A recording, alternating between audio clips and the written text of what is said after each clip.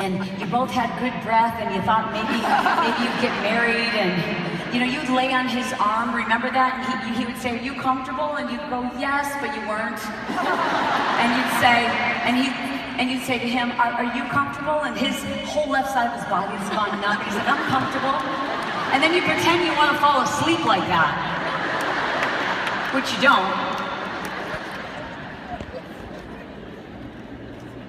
And then you get married and you think, "Oh, this is gonna be good. This is gonna be good." And we're excited about our life together, and we know that change is going to happen because we're planning change together. Like, let's do some cool things together. Our life is gonna change, but we're doing it together. We're both on board for this. This is gonna be hard. Like, having a kid is gonna be hard, and maybe you going back to school is gonna be hard. And maybe if we move, that's going to be hard, but we're doing it together. It's mutual change, so we're both really excited about it, but it's still hard. And sometimes it's really hard. And sometimes we grow apart. But the biggest distance happens when change happens and both partners didn't mutually agree to it. Like, one person just decides to get better, and you both didn't mutually agree to it. And then suddenly it feels like you're growing apart and you're living in the same home and you're supposedly sharing the same interests and priorities, but things get crazy. And this is the one thing that can destroy, and does destroy, most marriages. Any guess what that is? Starts with an L. Any guess?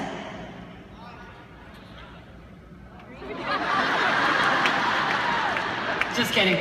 It's one of those things, sometimes. It does start with an L. But life can just destroy relationships sometimes because we keep going so fast and we keep talking, we keep speaking our priority, but not living it. My family's number one, but I haven't got off my phone in 12 hours. I do this for my family, but I have no time for them because I'm super busy making money for my family.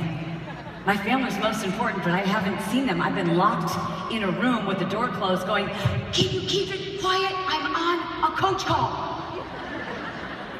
Life gets in the way, and we oftentimes take the people who matter the most to us for granted, and we get busy, and life gets crazy, and things happen, and we know you'll always be there, and we love you, and before you know it, there's all kinds of tension, and discord, and discontent, and it feels like the same thing day in, day out, and it's weird. It's like I feel like I'm missing something. I feel like I'm not as happy as I once was. I can't put my finger on it, but there's a certain point in our lives where we wake up and we go, I just feel like I could be happier. Raise your hands if at one point in your life you've thought to yourself, I think I could be happier. And that doesn't necessarily have any reflection on how you feel about your partner. It just means that you want more. It means you seek transformation. It means that you know there's some excitement that's missing. You want growth. You want more. You want to be better. You just want to improve yourself. You want a challenge. This has become too easy. I want renewed happiness. I feel like I'm missing meaning. I feel like I'm missing meaning. All I know is I really believe that things could be better. That's all. Things could be better. Raise your hand if you believe things could be better even from where you're at right now. I mean, that's what we all have in common. Do you know that some people don't believe that? Some people are just totally happy with their boring, awful lives. And it's because they don't think it could be better. You do. And you know that in order for things to get better, that means you have to, starts with a C, change. Yeah. It means things have to change. You have to change. But guess what? This is so exciting for you guys. Guess what? Your relationships are going to be so much better after this. Because you're going to learn so much about what a lunatic your partner is. Because change, and we're all like this, change elicits all of our insecurities. It makes us angry. This is change that we weren't expecting. It makes us scared. It makes us sad. Sometimes we're uncertain, like what's going to happen? What does this mean? I don't have control if you're changing and I'm no part of it. Am I important anymore? If this thing is now important to you, what if I fail? What if I fail you? What if you fail? What if I'm not good enough now? What if everything takes off for you, and then I'm inadequate? What if you want me to help you? What if you want me to be your partner, but suddenly you're better, and now I feel inadequate? That's what we feel when it's change we weren't anticipating. Every one of you probably worked for a company where they've come in one day and said, okay, things are going to change. And you're like, I don't like this. I don't even know what it is, but I don't like it. Because we don't like change. And here's why. Read this definition with me. Change, look at that. Change means to make or become different. Change means to take or use another instead. Now close your eyes and think about your significant other or a very important person in your life. And I want you to think about these words. They are going to become different. Keep your eyes closed. They are going to take or use another instead of. How do you feel? Insecure, angry, concerned, all of these things. That's what change does to us. Open your eyes.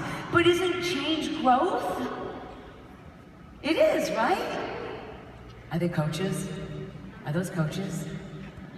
And isn't growth a good thing? I would think so. But growth can also be scary for the people around us. Even when we know things are going to be better, it can still scare us a lot. And here's why. Because when you change, it's going to make me feel different about my relationship with you. I feel different about who I am now. Looking good, Caitlin. Looking good. So even when it's change that you want, change that you know is important, if the person who's in the driver's seat isn't talking to the person in the passenger seat, it can be pretty dang scary, and that's how people grow apart. But there's good news! The good news is that this problem has nothing, do you hear me? Nothing to do with your business.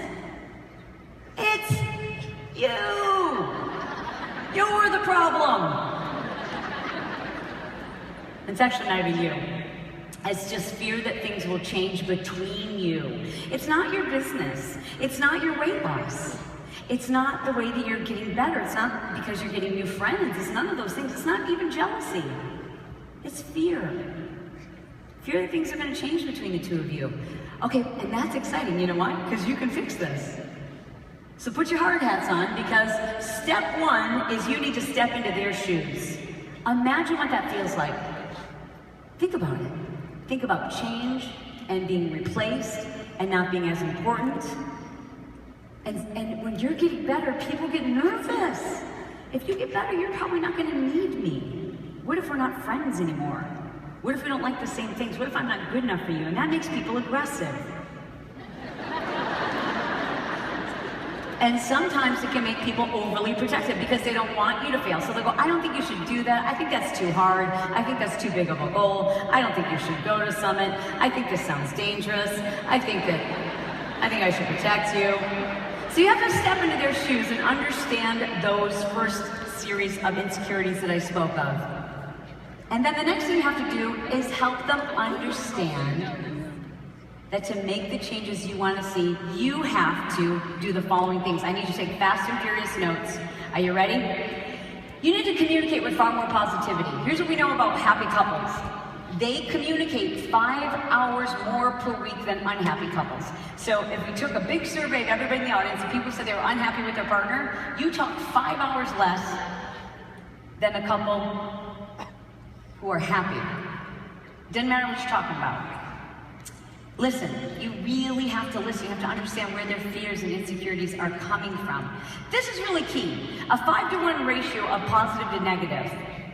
Now, I'm not saying negative like, are you really going to wear that outfit? That looks horrible. I'm not talking about that. I'm talking about this. The garbage disposal is broken. That's one negative. The kids need tuition now for all their stuff, and we don't have enough money. That's another negative. Are you the person who left all the the garage door open last night, that's another negative. So it's not just about them, it's just like, is that a positive thing to say? Happy couples say 5, like, I had a great day, did you have a great day? You don't have to, it's not 5 compliments. It's 5 positive things to say. You know what I'm talking about. You've got to study your partner. You have to know what makes them insecure. You have to listen to what it is they're interested in your business. Now, my husband's a football coach. He can talk to me until I'm blue in the face about plays and positions, and I'm trying so hard to remember, but it's not that interesting to me. But when he goes, that kid was raised in foster care, he was adopted when he was 16 years old, and now he's like, I'm like, tell me more.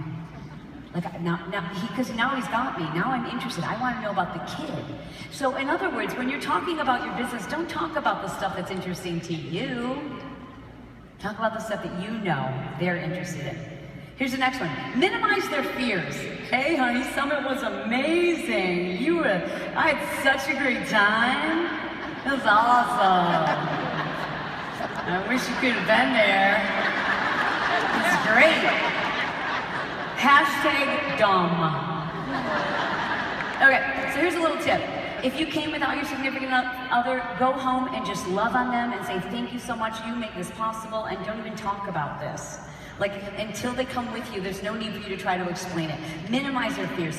Use common sense. Does that make somebody feel secure? This is what my husband and I do. We ask ourselves, would this make us feel more secure or less secure? We have rules.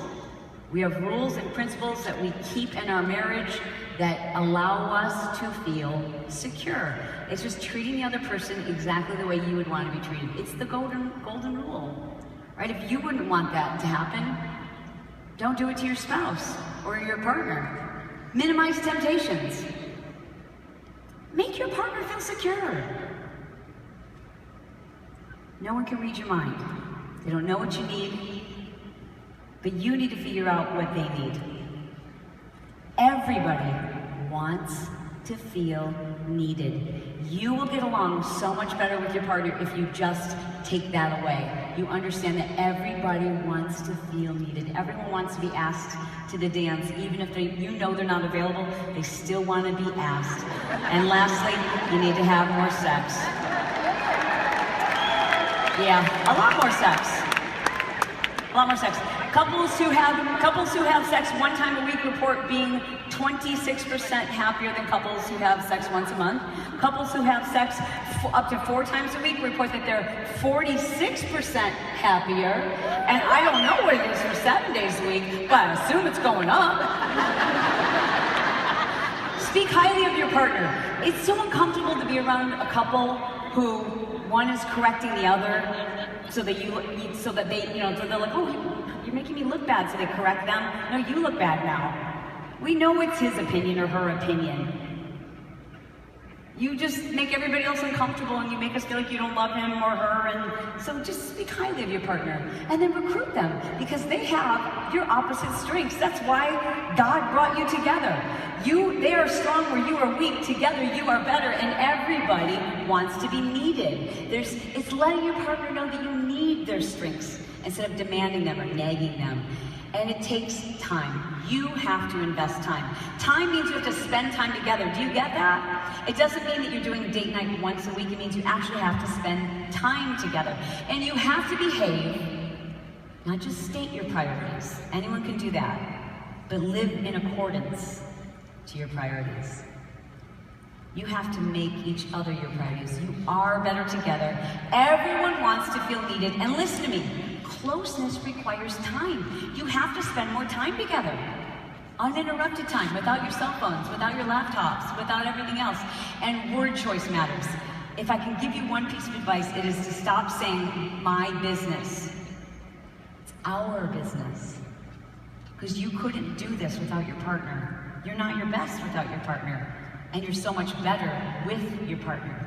Consider how your partner wants to feel taken care of. What role did they step into the marriage or into the relationship with? And remember what's most important to both of you. Because if all of this goes away,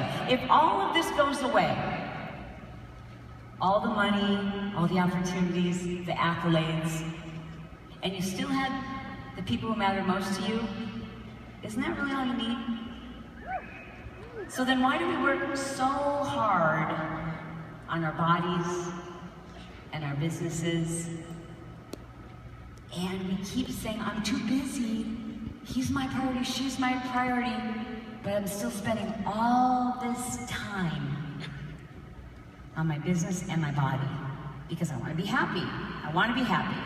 But that's not going to make you happy. Relationships make you happy. And behavior is contagious. So be very careful who you spend your time with. Because certain people make certain things okay. And that's not okay. And sometimes there's such a wedge between the two of you that you feel like it's pointless. It's hopeless. I've tried for so long that I didn't care anymore.